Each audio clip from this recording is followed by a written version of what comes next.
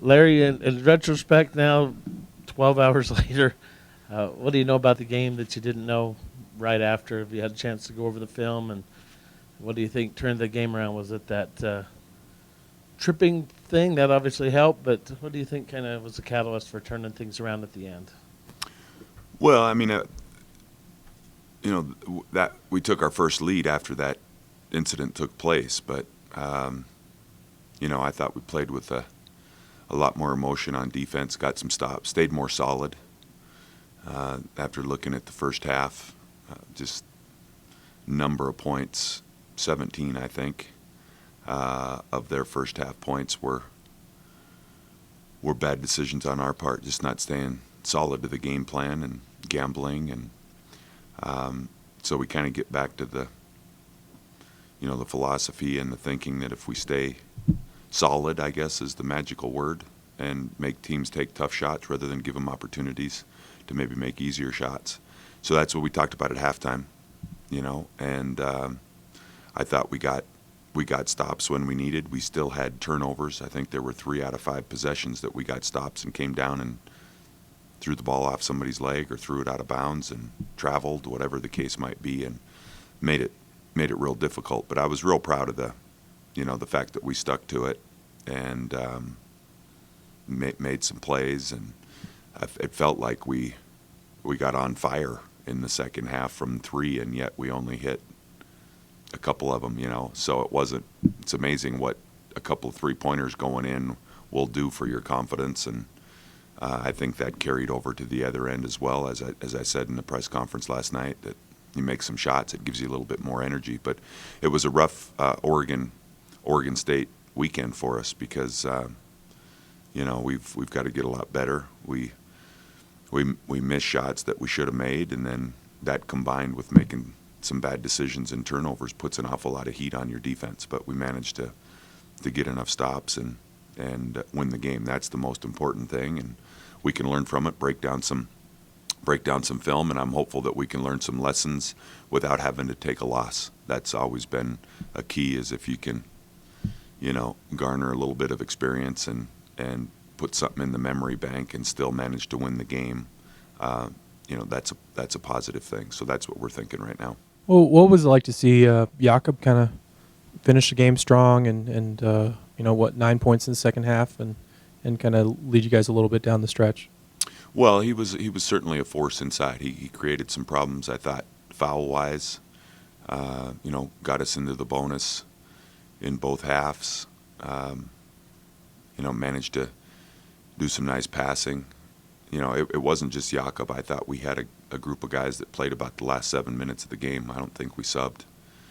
And, got a little bit of momentum and stayed with it. And, 3 seniors were out on the floor.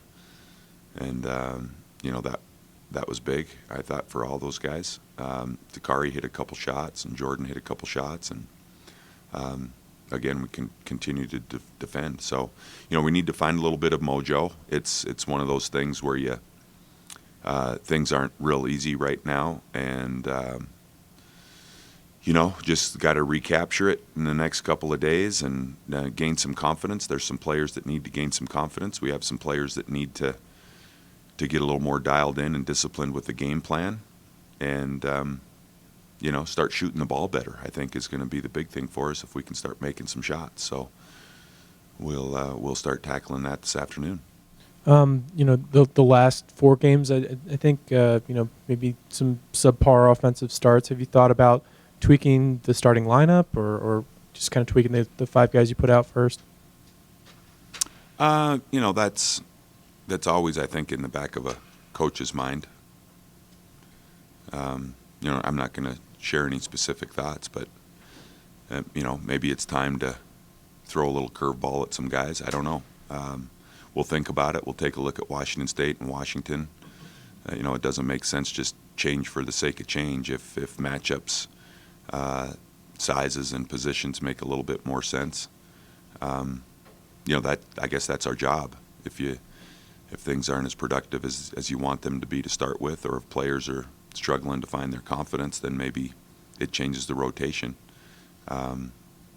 That's always in our thought process, but nothing specific. Larry, recognizing it is what it is going on the road a good thing right now as you try to grind through the difficult start?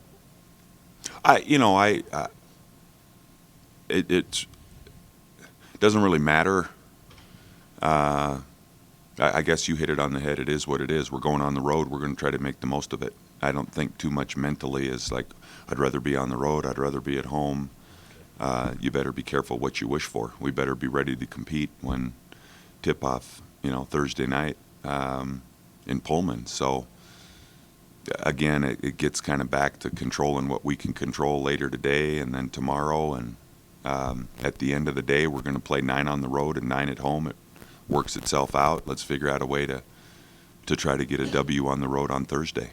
Say, what do you recall about when Brandon Taylor, you went on that Washington trip, and that was kind of his breakout situation? I think His as a freshman year. freshman.